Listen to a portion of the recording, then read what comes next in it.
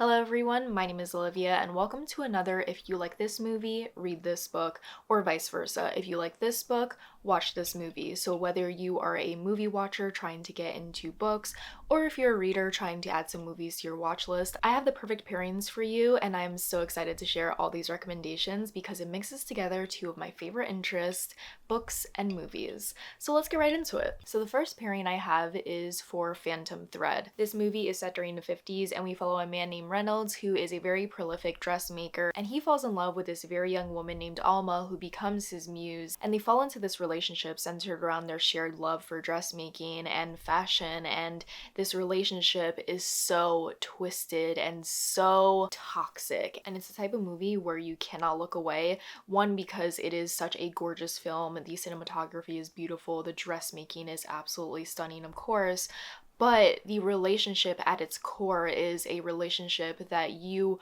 are so unnerved by, and it creates this really stunning historical fiction movie that has a very dark undertone to it. So I paired the perfect book that I think has similar vibes with the toxic relationship with the protagonist that is obsessed with possessing another person, and the book is Cursed Bread. I feel like I'm the director of marketing for Cursed Bread because I cannot get enough of it. Cursed Bread is a very short and quick novel centered around a woman named Elodie who is the wife of the town baker, and she lives a very normal, if not boring life, and she comes across a new woman who moved into town named Violet. Violet is the wife of the hotshot ambassador, and Elodie cannot help but become obsessed with Violet. She carries herself so much better than Elodie. She just has everything that Elodie does not, and Elodie forms this obsession with Violet in a way that is all-consuming and extremely toxic, and it reminds me of the relationship between Reynolds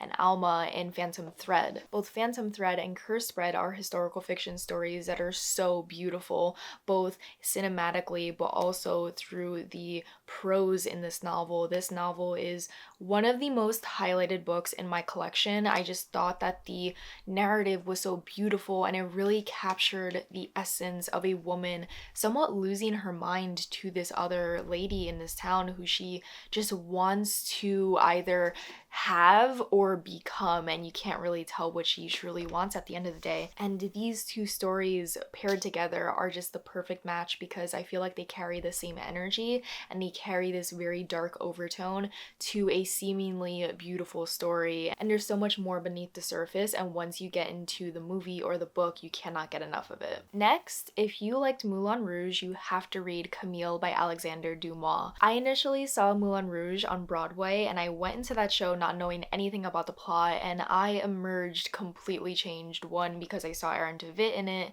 but also because that entire show is so energetic, and when you leave the show you feel so rejuvenated and you feel so alive. And I eventually watched the movie, and while I don't love the movie as much as the Broadway show, I loved the relationship between the main characters and how Christian was so down bad for Satine. Like, the moment he saw her, he was in love with her. He wanted to do anything in his capabilities to make her happy. I loved how she was just this beautiful, somewhat mystical person who he couldn't quite reach, and he wanted her so badly. And the way that he expressed his love both in the movie and in the Broadway show was absolutely beautiful. So I wanted to read a book that had that same energy, and someone recommended that I read Camille, and Camille by Alexander Dumas is very similar to Moulin Rouge, and I don't really understand why they don't overtly say that they're inspired by it because it feels very much inspired by this novel. But Camille follows a woman named Margaret, and she lives a glittering, moneyed life of non-stop parties and aristocratic balls and savors every day as if it were her last. Into her life comes Armand,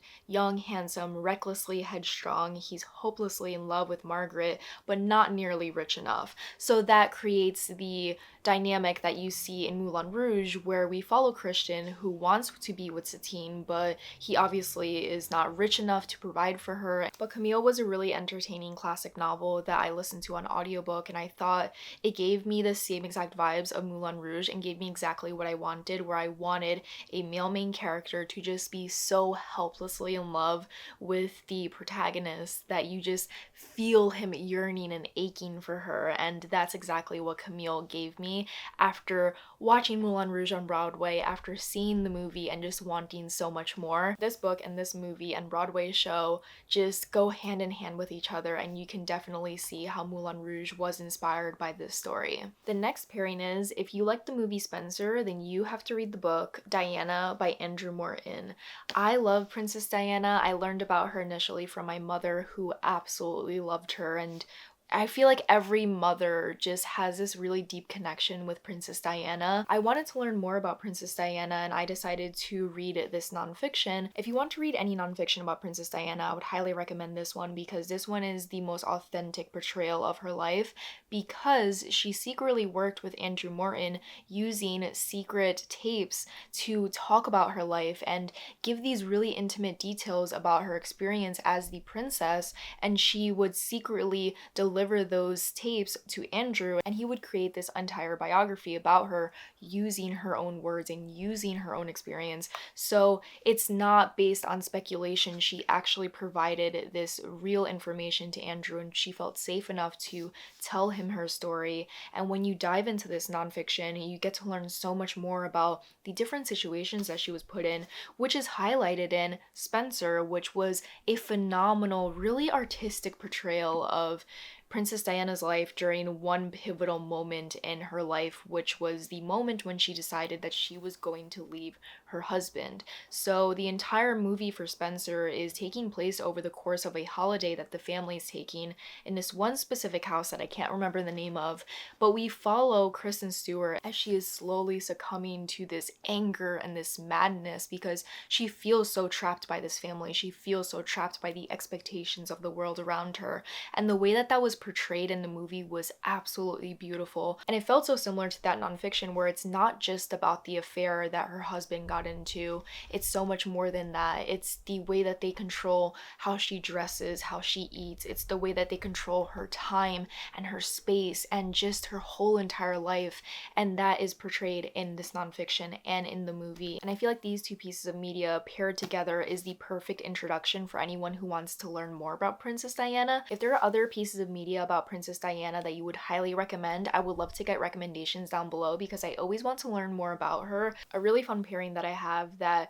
don't necessarily have the same plot, but I think have the same vibe, is The Menu and A Certain Hunger. The Menu and A Certain Hunger are these satires about the food industry and foodies in general, and how people have become so pompous and arrogant when it comes to food, and just talking about their palates and talking about flavors, and it's just become something that has become so outlandish, and both of these pieces of media kind of poke fun at it in very different ways. So The Menu follows these people who go to a very remote island to eat at this exclusive restaurant, which costs thousands of dollars, and so many events ensue that turn that night into an absolute nightmare.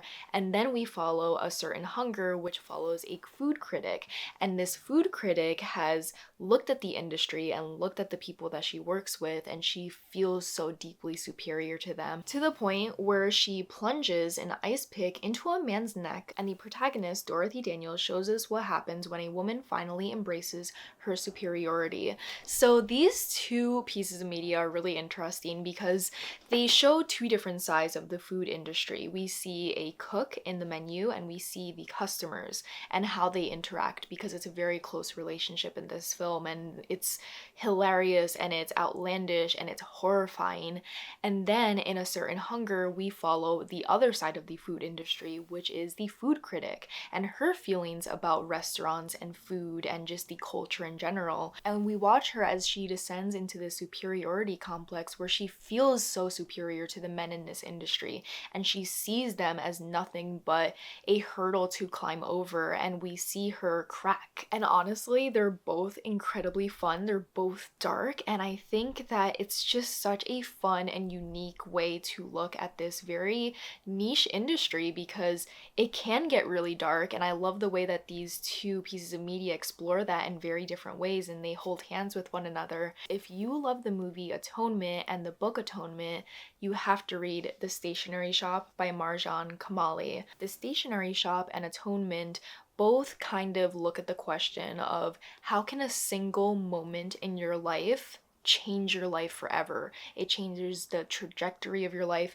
It changes the trajectory of your relationships. It changes every single aspect of your life. How can one single moment do that? So the stationery shop follows Roya, who falls in love with a boy named Bachman in the stationery shop, and they fall in love with each other as teenagers, and eventually they're hoping to meet up in the town square one day when violence erupts and Bachman never shows, and Roya is wondering why he would not show up to meet with her, because they promised that they would meet together. This would be the culminating moment that would kind of push them forward into another chapter in their life. And because he did not answer her calls or her letters, she just kind of has to move on and move to America and start a new life.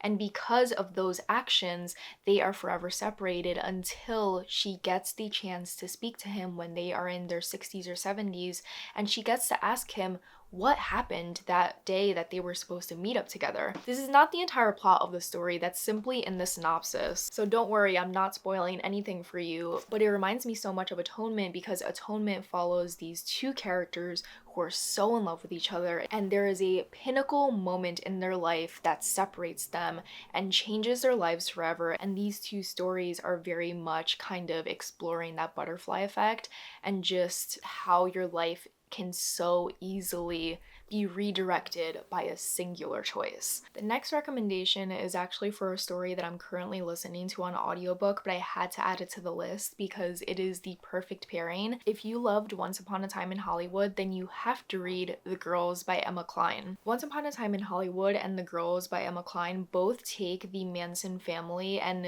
kind of flip it on its head in different ways. So Once Upon a Time in Hollywood overtly uses the Manson family in this film, and they play a role in the overarching plot of that very long movie, and that's my favorite aspect of that movie. And The Girls, on the other hand, is very much inspired by the Manson family, and we follow this girl who is so lonely and just so down in life, and she comes across these group of girls who are so beautiful and they feel so free and they just are very confident, and she gets introduced into this world of violence that will ultimately change her life forever. So both of these stories introduce the cult aspect of the Manson murders, Once Upon a Time in Hollywood being much more true to the timeline of those crimes that were committed, The Girls being something that was inspired by the crimes that were committed. This is my first novel about cults, so I'm very excited to see how it's going to go, whether or not I'm going to like it, and I think they're the perfect pairing. If you love the movie 1917, then you have to read the book The Warm Hands of Ghosts by Katherine Arden. I'm not a big war movie girl, in case you haven't noticed, but I found that 1917 was just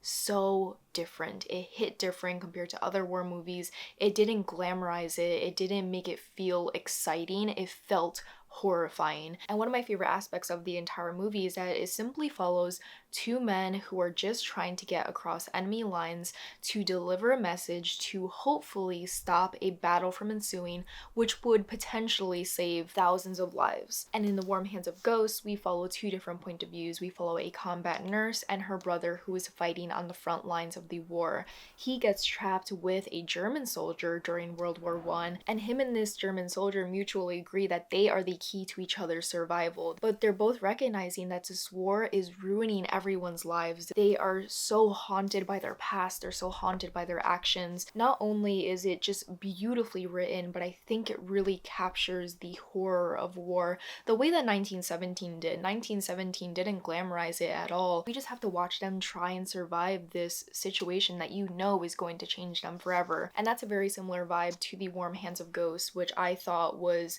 one of the best portrayals of war that I've seen in literature. It was just so dark and so desolate, and the way that it was explored was absolutely stunning. And also this one has a bit of a paranormal twist to the story that I don't want to discuss too much because it doesn't necessarily relate to 1917, but do keep that in mind if you're looking for a historical fiction to pick up. I cannot recommend this enough. Katherine Arden, such a phenomenal author, and also Sam Mendes, a phenomenal director for 1917. He deserves so many more flowers than he did for that movie because It really just like altered my brain chemistry. If you loved that stunning hand-painted film, Loving Vincent, and the way that they just kind of brought to life his paintings in a way that I've never seen before, then you have to read the book Vincent and Theo. Vincent and Theo is a nonfiction chronicling his relationship to his brother, who he wrote letters to on a near daily basis. If you do not know, Vincent van Gogh relied heavily on his younger brother Theo for art supplies, for paint, for rent money. He relied so heavily on his brother to be the painter that he was. I do not believe that Vincent van Gogh could have been Vincent van Gogh without Theo van Gogh. And this chronicles their relationship as brothers from early childhood all the way into adulthood, and the way that their relationship evolved over time. They had a lot of rocky moments, but overall they had this shared love for art, and you get to learn so much about Vincent and you get to learn so much about Theo, and it makes you really appreciate this relationship. So this is the perfect introductory nonfiction that I would recommend if you want to learn a little bit more about Vincent van Gogh. It pairs perfectly with Loving Vincent, because if you want to learn a little bit more about his life, you have to pick up this book. If you love the movie Ocean's 11, may I recommend the novel The Heist Society by Ali Carter. The Heist Society is truly the novel that I read in middle school that made me go, I want to become a writer. The Heist Society is a really fun YA trilogy following a group of teenagers who professionally steal art. I haven't read this trilogy since middle school, so take this with a grain of salt, but I remember these heists being so intricate in the Heist Society trilogy that I was so inspired, and it reminded me so much of Ocean's 11, which is one of my favorite series of all time. I've seen every single movie. I love them all. Some are better than others, but they're all so equally fun, and if you are just looking for a good heist book, then you have to read The Heist Society. I just love heist movies and books, so if you have more heist movies or book recommendations, please put them down below, because it's just a trope that I really love. It's so exciting. It's so fun to watch. I love how detailed the missions get, and it's just something that I can never get tired of. The last recommendation I have for you is if you love the movie Encanto, then you have to read The Inheritance of Orquídea Divina. Both pieces of media follow a family that is touched by magic, and in The Inheritance of Orquídea Divina, we follow the death of Orquídea Divina, and she is the matriarch of the family, and because of her death, the family comes together at her house and they find out that they are tied together by this ancestral curse that is coming for them. So to uncover the truth behind their inheritance, they travel to Ecuador, to the place where Orquídea buried her secrets and broken promises and never looked back. It's about what we knowingly and unknowingly inherit from our ancestors, the ties that bind, and reclaiming our power. And it reminds me a lot of Encanto, which is about this family that is touched by magic and explores what that ancestral magic means to each person, while also exploring generational ties and how you are inherently tied to the people that came before you, and their life and their legacy will impact you as an individual, whether you like it or not. And it is a very beautiful novel that I cannot recommend enough. And those are all my recommendations that I have for you. You got not only movie recommendations, but book recommendations and vice versa. Whether you are a movie lover looking to get into reading, or whether you're a reader looking to add movies to your watch list, we have something here for everyone. And let me know if there are any other movie or book video ideas that you would like to see from me in the future. If you want to follow me anywhere else on social media, all my links will be down below if you want to connect off of YouTube. If you have not subscribed so already, be sure to do so to see more videos from me in the future. And if you stayed this far in the video, leave a blue heart emoji to match my shirt. And if you've stayed this far in the video and you leave a comment, I really do appreciate it. It really helps out my channel and my videos, and I'm just so happy to continue to create content on here because it really does bring me so much joy, and I hope it brings you joy as well. And I will see you in another video very soon. Bye!